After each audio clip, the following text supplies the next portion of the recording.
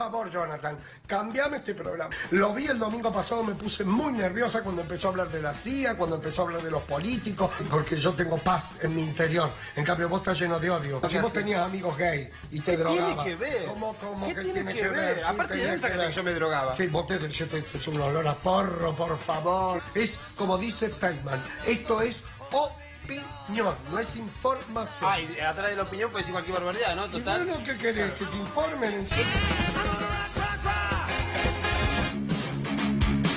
Bueno, obviamente que acabas de escuchar con tu opinión, pero vas a ver verdaderamente lo que es la situación. Recién le dije delincuente a Colombi y en realidad me voy a rectificar porque Colombi, como tiene la justicia atada, seguramente nunca va a ser delincuente.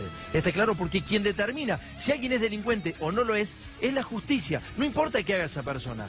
Ahora, si tus amigos están en la justicia, nunca van a determinar que vos sos un delincuente. Ese es un buen juego, así que me rectifico, no sos delincuente, Colombi, porque la justicia nunca lo va a determinar. Miguel.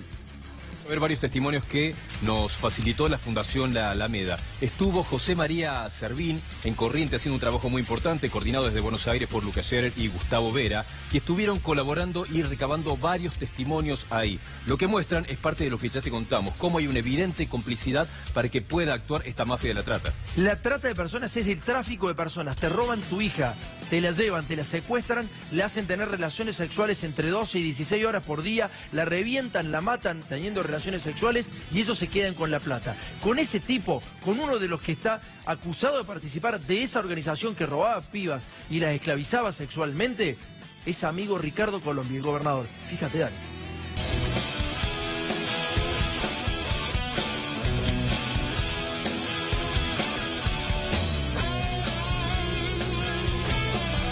En el año 2012, en forma unánime, el Consejo Deliberante hemos aprobado ese proyecto. La base principal es la prohibición de prostíbulos. En ese momento funcionaban 4 locales donde se llevaba adelante la explotación sexual. Ustedes la habrán conocido, es una ciudad pequeña, no es muy difícil saber si funciona o no un prostíbulo en tu propia ciudad. Desde el municipio se habilitaba como bar a estos locales. Hace 12 años que nosotros tenemos un mismo gobierno. La responsabilidad es del Ejecutivo Municipal. Durante los 4 años los prostíbulos estuvieron habilitados. Yo hablé por teléfono con el intendente, le pregunté cómo funcionaba, el intendente mismo me dijo, los habilitábamos como bares. Si todo el mundo sabía que era un prostíbulo, menos el secretario de gobierno, que hoy es el candidato a intendente del radicalismo en Paso de los Libres. Estas redes son mafias que hacen dinero a costa del bienestar de los demás. La mayor mafia es aquella en donde el Estado es cómplice. Pero eso se terminó. Buenas tardes, realmente gracias, querido Ricardo, por recibirme. ¿Dónde te metiste ahí? Está más flaco el gobernador, ¿vieron? Está más flaco. En la ciudad de Paso de los Libres se producían allanamientos por cuestiones vinculadas a los delitos de trata de personas y esos allanamientos eran avisados previamente a quienes eran investigados para evitar que justamente puedan tener resultados positivos por parte de la fuerza de seguridad. Al momento de producirse los allanamientos se pasaban las menores al Brasil, digamos, por la aduana de la zona para evitar que el resultado sea positivo. Esta noticia explotó porque tenía nombres muy rimbombantes. La causa le inicia la investigación preliminar el doctor Marcelo Colombo, quien es titular de la Procuraduría de Trata de Personas en la ciudad de Buenos Aires, contra quien era el fiscal federal en ese momento, Benito Pom, que lo que hacía era garantizar el funcionamiento de estos prostíbulos en aquella ciudad. Pudimos determinar que claramente a las personas que él estaba investigando habían sido socios de Benito Pom y en un caso puntual el dueño del motel donde era utilizado para la trata era el cuñado de Benito Pom, que era José María Viero. Es decir, eso nos daba la pauta muy clara de que obviamente no se iba a investigar a fondo esa cuestión. Harían algo el 17, ¿viste? Algo ahí en los muchachos y proponiendo a ese, ¿viste? ¿Quién haría? En acuerdos. ¿Y a quién propondrían? Al que vos sabés, ahí del líder. También lo que pudimos determinar era que cuando investigaba a estas personas, lo que hacía era llevar la causa, pero al fin y al cabo se terminaba resolviendo, declarar la incompetencia de la causa y remitirla a la justicia provincial. La causa moría ahí, es decir, directamente se archivaba y no se continuaba investigando. Cuanto menos existe una connivencia entre el poder político, judicial y policial con el delito de trata de personas. Puede haber eso, pero están los números para que salgan. Bueno, Listo. Los prostíbulos seguían funcionando y las causas estaban paralizadas. Una de esas causas había sido archivada con un montón de elementos que tenía la misma. De hecho, se pidió que esa causa de la provincia pase nuevamente al federal y fue utilizada con los mismos elementos que allí constaban como elementos de prueba para también terminar procesando a estas 18 personas en esta causa donde están conocidas. No queremos que haya más impunidad en la Argentina. Hay un blindaje por parte de esta área política, ¿no es cierto? Ya que solamente de esta manera se pueden articular todas las medidas de protección que se han dado hacia la explotación que se lleva adelante en los diferentes salones que se han cerrado.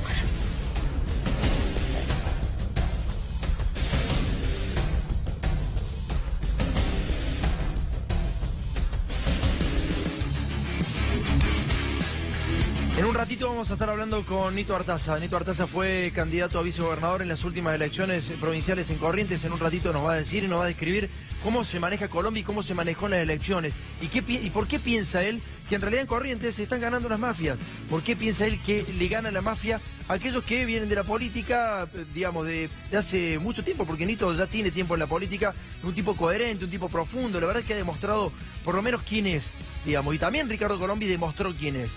¿Por qué ganó Ricardo Colombi y no gana Nito Artaza? En un ratito estamos hablando con él, pero primero me voy a hablar con Daniel Somoirago, es periodista en Corrientes, y estuvo analizando qué pasó en la última elección. En la última elección se demoraron todos los datos, el conteo, el escrutinio, se demoró absolutamente. Había un 20 y pico por ciento, casi un 30% de los votos escrutados, y Cambiemos ya estaba en Corrientes para festejar. ¿Por qué? Porque después demoraron más de 10 horas en seguir cargando los datos.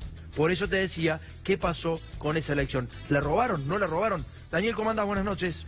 Buenas noches, ¿cómo andan? Contame, a ver qué datos tenés de la última elección en Corrientes. Bueno, en realidad, tratar de hablar de los datos, también tenemos que hablar de cómo se resuelve un escrutinio primero provisorio y después definitivo. Sí. Cuando la Junta Electoral Provincial tiene vínculos muy fuertes con el Poder Ejecutivo Provincial, ya casi con una obediencia sumisa, se hace imposible saber si estamos ante la posibilidad de una elección limpia, transparente, o de una elección irregular. Claro. Cuando se inicia eso, ese sería el primer síntoma que tenés al enfrentarte a una realidad de un acto comicial como es en Corrientes. Está bien. Cuando nosotros denunciamos, porque la verdad que lo denuncié personalmente ante la Justicia Federal en las elecciones del 4 de junio, la existencia de personas fallecidas que figuraban en el padrón, y no solamente que figuraban, sino que también votaron, siempre me referí a la documentación oficial que la misma justicia publicaba. O sea, no me fui como periodista a buscar documentación extraña para exponer mi denuncia. O sea, vos tenías la información oficial de la justicia y contrastabas el padrón de la justicia federal y el provincial. ¿Y qué te saltaba en ese contraste? Cuando contrastaba aparecían en primer término 2.800 personas fallecidas, después 800 personas, casi 900, más de 900 personas que tenían domicilio en otros municipios que terminaron votando en la capital, solamente haciendo el cruzamiento de los padrones, o sea, siempre con el documento oficial que me otorgaba, a mí, no solamente a mí, sino a cualquier ciudadano común, la propia justicia. Pero el documento clave al que quise tener acceso, y lo pedí a la Justicia Federal, inclusive en mi denuncia, después cuando el fiscal actuó en la causa, el fiscal federal, antes que el juez federal se inhiba, eso nunca lo conseguí. Está claro. ¿Cuál sería el documento principal? Sería el padrón electoral que le otorga la Justicia Federal a la Justicia Provincial para que se haga referencia a los votantes en las elecciones. Claro. Si yo tenía ese documento, podría entonces saber si realmente los padrones no fueron adulterados por la justicia. Sí, una cosa es que vos lo tengas como periodista, podés tenerlo o no, pero si vos le hacés la denuncia, ¿ellos recurrieron, vieron cuál era el padrón, si había sido alterado o no? ¿Por qué votaron muertos o gente de otros lugares? El tema es que también la Justicia Federal tiene cierto vínculo con el poder de turno en Corrientes. O sea, la situación ya empieza a parecer algo así como un casco medio de tristeza, y ya hay un poco más llega a que el periodismo en un momento llega a decir, bueno, estoy chocando contra la pared constantemente y me tengo que resignar o tengo que seguir. Lo que pasa es que después de esas elecciones del 4 de junio, donde comprobamos siempre, quiero que esto quede muy bien asentado, siempre se comprobó que votaron muertos con la información oficial. Sí. Acordate que después hay una página oficial donde dice quién votó y quién no votó, porque después vienen las famosas multas porque vos no te fuiste a sufragar. Claro. Y ahí decía, vamos a suponer, Juan Gómez, que yo tenía el padrón como muerto, más el certificado de función de muerto, decía, votó. Claro. ¿Quién me da la información? Siempre me da la información la justicia tanto federal como provincial. O sea, bien. Daniel, lo tengo en el móvil en vivo. Anito, te agradezco esta comunicación, sabemos de tu laburo, conocemos lo que has hecho y te agradezco mucho esta comunicación, viejo. Bueno, muchas gracias. Te mando un abrazo grande. Ahora sí me voy con Nito Artaza en vivo. ¿Qué decís, Nito? ¿Cómo andas? Buenas noches. ¿Cómo le va? Buenas noches, Tomás. Bien, ¿cómo están ustedes? Bien, muy bien. Te veo cansado, ¿eh? ¿Has venido de un viaje? Bueno, viajo bastante y además en el medio de la campaña porque ahora el 22 de octubre nuevamente he sido electo en las PASO para ir a la elección de diputado nacional, así que no paro, un día terminé una campaña y estoy en otra, ¿no? Chenito, contame, ¿cómo es que gana Colombia? Porque todos sabemos lo que pasó con Colombia, todo Corrientes sabe qué pasa con Colombia, ¿por qué les termina ganando? Bueno, primero que es un constructor político con varios partidos hace tiempo y, digamos, conoce el pensamiento de la mayoría de los dirigentes políticos y ha podido construir desde ahí intereses políticos, económicos que los llevan a tener una maquinaria electoral importante y sabe adecuarse a los gobiernos nacionales, es muy inteligente para subirse a la ola como en el momento propicio, ha estado alineado con todos los gobiernos nacionales y esta vez también lo hizo y bueno, y sin duda ha podido concitar desde su forma de ser un caudillo, es decir, él hace de caudillo y le da resultado. Pero Corrientes está en un cambio, no es la mayoría de los correntinos. Yo creo que la mayoría de los correntinos van hacia un cambio, pero los cambios que son inexorables no se dan de un día para el otro. Hoy estuvimos muy cerca con Camau proponiendo nosotros además una transformación de la provincia, que haya una fiscalía administrativa que tiene que entrar en vigencia porque hay una ley. Y la provincia no la tiene, y que los funcionarios del Poder Legislativo o Ejecutivo presenten sus declaraciones juradas con la ley de ética, que tampoco está en vigencia en la provincia. Nito, tengo una pregunta ahí. Esos cambios no se dan de un día para el otro. Y la gente, o por lo menos la mayoría que interpreta a Colombia en su forma patriarcal, hay algo en el subconsciente del correntino que uno tiene que respetar porque es nuestra forma de ser, que tiene una manera patriarcal. Él, digamos que de dirigirse a las personas, a las mujeres, a los dirigentes, o las burlas que ha hecho cuando terminó la elección, por ejemplo. Si uno habla a veces con respeto, hay ciertas personas que lo toman como debilidad. Si uno le habla con él se puede dirigir a veces a cierto electorado que hace después la diferencia en la elección de una forma patriarcal, que en alguna parte del correntino tiene esa forma que a algunos les gusta, esa forma de caudillo. Que también se está terminando, ¿no? Hoy Corrientes es una sociedad, siempre lo ha sido, una sociedad culta, una sociedad inteligente, una sociedad que se va a preparar para los cambios. Y eso va a ocurrir inexorablemente. Hablaba, Nito, de la situación que contabas recién, de que el tipo se maneja bien con la población. No declaran nada, no hay declaraciones juradas de ningún funcionario. ¿La justicia le responde absolutamente? ¿O vos crees en la justicia de Corrientes? No, mira, cuando no hay justicia es peligroso tener razón. Han ocurrido hechos de impugnaciones, por ejemplo, a la ciudad de Goya, la segunda ciudad de la provincia, o a Mercedes, y además no debemos tener independencia de poderes y no tener, sobre todo, interferencias del poder político sobre el poder judicial. Sí.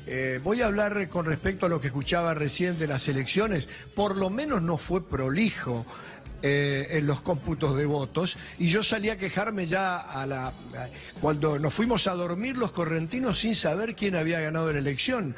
Nos parece grave que cuando estaban menos del 30% de las urnas computadas, se produjo un corte del cómputo que duró 6 horas. Y el gobierno nacional junto con el gobierno provincial comenzaron a festejar porque dijeron que ganaron la elección, y la mayoría de los correntinos y la oposición desconocía esos números. Es decir, que el gobierno nacional, con sus dos ministros, el jefe de gabinete, Peña, y el ministro del Interior, Frigerio, estaban en Corrientes para festejar lo que la mayoría de los correntinos no sabía que había ocurrido. Es decir, ellos tenían información que la mayoría de los correntinos ni tampoco la oposición lo tenía. Por lo menos despierta. Ojalá que eso, la única manera de saberlo sería abriendo todas las urnas, cosa que no va a ocurrir, pero despierta gran suspicacia cuando se paran 6 horas sin saber ningún dato. Y la gente se fue a dormir sin saber cuál era el resultado. Nito, vamos a ver ahora uno de los informes que tenemos preparado y tiene que ver con esto. Recién Nito Artaza decía que el gobernador Colombi sabe cómo manejarse con la gente. Ahora, la gente sabe que el tipo intercedió en un procedimiento antidrogas, sabe que apañó a un tipo que estaba acusado de pertenecer a una red de traficantes de personas. La gente sabe que es un tipo complicado, Colombi. La gente sabe quién es Colombi. Por más bien que se pueda manejar en el lenguaje y en los gestos con su propia sociedad. Fíjate, esta es la comunicación telefónica que tiene la justicia. Recién Nito te lo decía.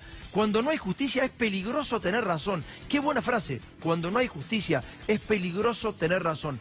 Porque esta comunicación telefónica la tiene la justicia. Y ahí Colombi está reconociendo que el Senado de la Nación le está respondiendo a él para nombrar a un juez que apañe, que va a apañar a un tipo que está acusado de traficar mujeres en su provincia. Fíjate, dale. Quiero ser independiente del Valle. No, a mí ni me hablé. Además fue hacer papelón y ahora con andar la puta me dio ni idea. No, déjame, joder. Nos ganaron, pero nos cargan todo, ya, joder. No lo conoce nadie, ya. ¿Qué es? Harían algo el 17, ¿viste? Algo ahí en los muchachos proponiendo a ese, ¿viste? ¿Cómo? Proponiéndolo a ese. ¿Quién haría? En acuerdos. ¿Y a quién propondrían? Al que vos sabés, ahí de libre. ¿Y de dónde salió eso? De acá, de una buena fuente. Bueno, avisame. Te sigo avisando. Y chau.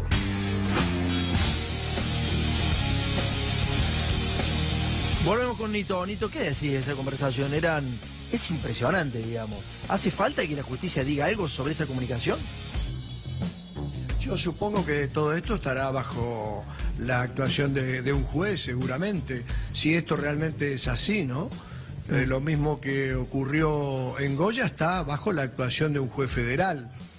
Nos gustaría sí que se aclaren por el bien de todos, inclusive por las instituciones de Corrientes.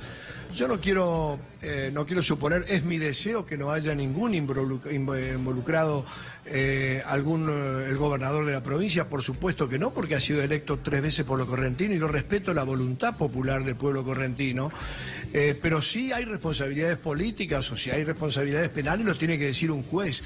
Nosotros lo que hacemos es política y eso corre por otro carril. Yo soy opositora a Colombia desde 2011 que vengo proponiendo que las decisiones no sean unilaterales, que me he tenido que tomar distancia porque ahí dije que en Corrientes se tenía que terminar una forma de gobernar como capataz de estancia o como manda más, tratando de convencer, de persuadir a los correntinos que lo mejor es las formas democráticas. Lo mismo ocurrió con mi propio partido, en la cual se deciden siempre a dedos, se presionan a los empleados públicos, se le tiene miedo al que gobierna, se presiona a los empleados públicos, se persigue a los propios correligionarios, porque eso ha ocurrido también en Corrientes. Esa no era la forma, por eso yo he propuesto internas y cuando propuse internas desapareció mi ficha de radical en Corrientes. Entonces yo soy desde el 2011 que estoy en esta discrepancia permanente y discusión con Colombi, pero las cuestiones centrales que ustedes están planteando acá de la justicia la tiene que resolver la justicia. Y para eso tiene que haber justicia independiente, no intervención del poder político sobre la justicia, como lamentablemente eso ocurrió hoy en las impugnaciones que han sucedido tanto en Goya como en Mercedes. y en otras en Corrientes. Me parece que mejorar la calidad institucional es uno de los pasos más importantes que debe tener, y sobre todo en la justicia de nuestra provincia. Bien, Nito, te pido 2 segundos más porque vamos a presentar un próximo tape en donde se habla de las complicidades justamente de la trata de personas con el gobernador, cómo de alguna manera apañaba a uno de los tipos que está procesado. Miguel, ¿tenés por ahí el tape? Sí, mira, el nivel de complicidad era tal que los bares ya estaban habilitados a nivel local. Los prostíbulos estaban habilitados como bares, estaba todo bien diagramado, pero además hay testimonios en la causa judicial en las que las víctimas cuentan que cuando estaban por llegar los allanamientos les avisaban. Entonces tenían una protección política para funcionar durante muchísimo tiempo y toda la protección judicial para que esos allanamientos nunca resultaran positivos.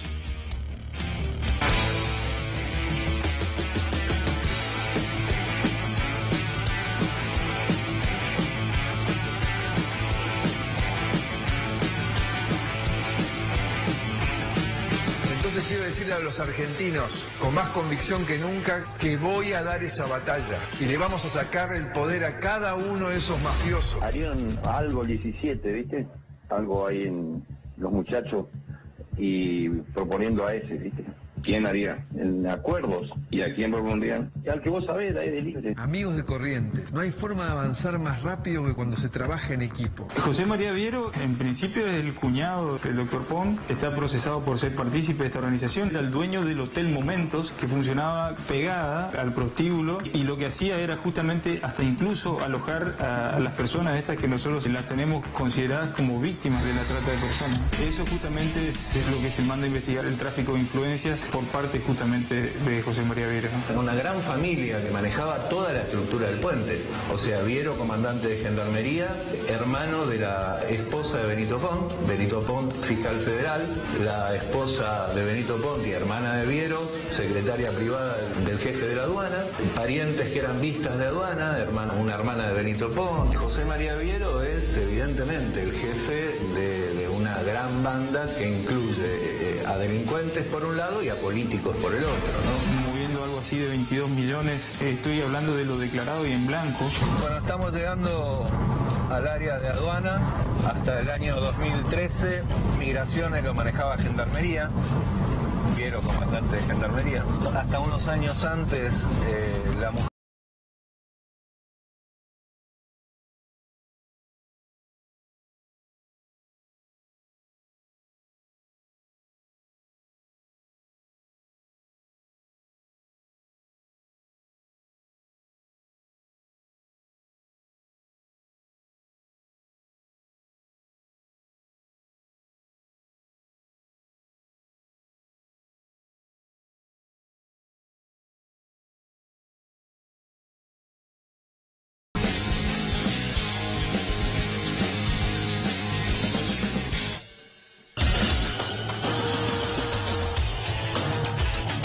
Recién Nico Artaza decía que bueno, la gente tenía que votar sin miedo. ¿Cómo una persona cualquiera no le va a tener miedo a un tipo así? A un gobernador que se maneja con esas armas. A un gobernador, Nito no lo está diciendo, pero claramente pasa esto.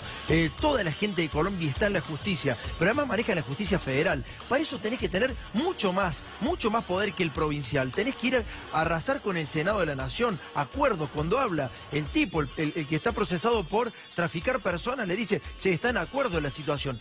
¿Cómo sabe un tipo traficante de personas que se está tratando el tema en el Senado de la Nación para nombrar a un juez que no lo va a beneficiar a él? ¿Cómo es que lo sabe? Esos tipos son pesados y en serio, y hay que tenerles miedo. Es bueno tenerles miedo, es sano tenerle miedo a Colombia, lamentablemente. ¿Algo para decir, Nito? Bueno, mirá, yo supongo que no los que hacemos política no tenemos que tener miedo, sino abordar esta situación mejorando las instituciones de nuestra provincia, resolverlo dentro de nuestra provincia con las instituciones que tenemos, con la legislatura provincial y con las instituciones, mejorar la justicia, hacer un nuevo código procesal penal que pueda funcionar, crear nuevos fueros también para combatir la trata y el narcotráfico, con una agencia especial antinarcótico que lo hemos propuesto nosotros en la última campaña. Ojalá que se pueda tomar esto, pero mejorar las instituciones, y confiar en la justicia. Está bien que esto salga, ustedes lo están poniendo a la luz, pero es en Corrientes, los correntinos con nuestras instituciones, mejorando las instituciones, como vamos a resolver esta cuestión. Gracias, Nito, te mando un abrazo grande. Muchas gracias, en serio, muy gentil por habernos dado esta entrevista. Muy amable a ustedes, muchas gracias. Buenas noches. Muchísimas gracias. Ahí pasaba Nito Artaza y lo que vas a ver ahora es un resumen de lo que es Ricardo Colombi. Ricardo Colombi ganó la última elección por Cambiemos. Ahí fueron los principales dirigentes de Cambiemos. ¿Sabes qué es Ricardo Colombi? ¿Sabes quién ganó en Cambiemos en Corrientes? ¿Sabes quién va a seguir gobernando los correntinos? Este tipo, fíjate.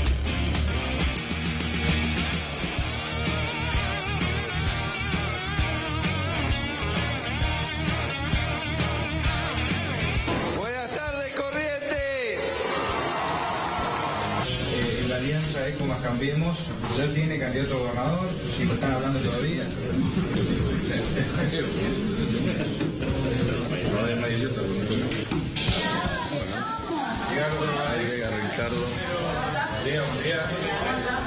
Buenas tardes, realmente gracias, querido Ricardo, por recibirme, ¿no? Te metiste ahí. Está más flaco el gobernador, ¿vieron? Está más flaco. Harían algo el 17, ¿viste? Algo ahí en los muchachos. ¿Quién haría? En acuerdos. ¿Y a quién propondrían? Al que vos sabés, ahí de libre. Porque hemos dicho que vamos a darle batalla y enfrentar a todas las mafias que intentan poner en peligro nuestro futuro. Puede haber eso, pero están los números para que salgan. Bueno, listo. Porque hemos decidido vivir en la verdad, en la transparencia, en el hacer con las manos limpias.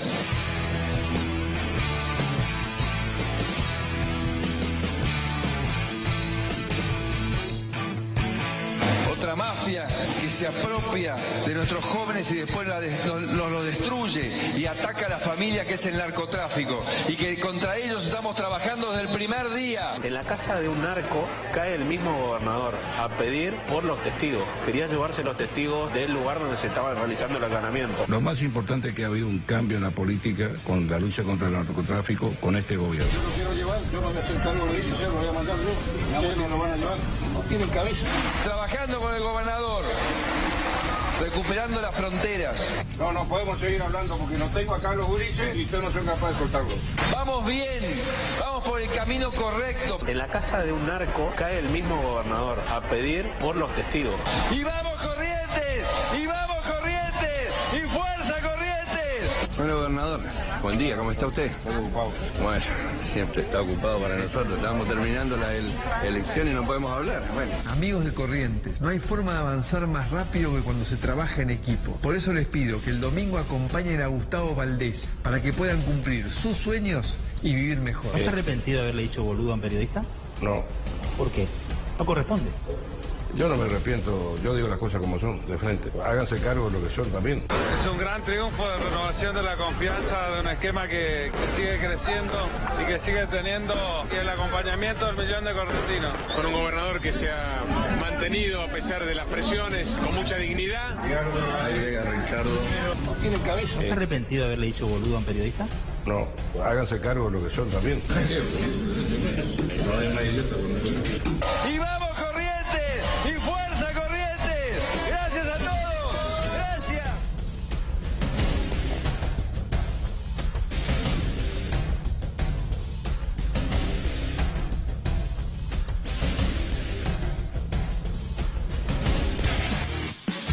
Y entre medio de los globitos te lo vendieron a Ricardo Colombi. Miguel, ¿qué vamos a ver en el próximo bloque? En el próximo bloque te vamos a mostrar la increíble historia de Marcelo Llanos. Antes de ser político era pobre, casi indigente. En muy poco tiempo se convirtió en multimillonario.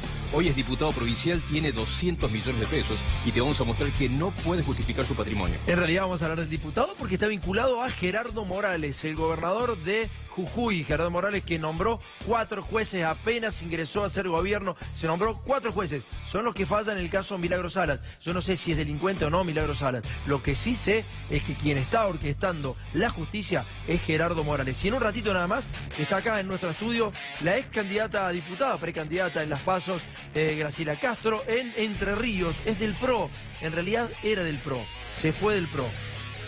Es profesora, es académica, viene de la universidad y participó del PRO.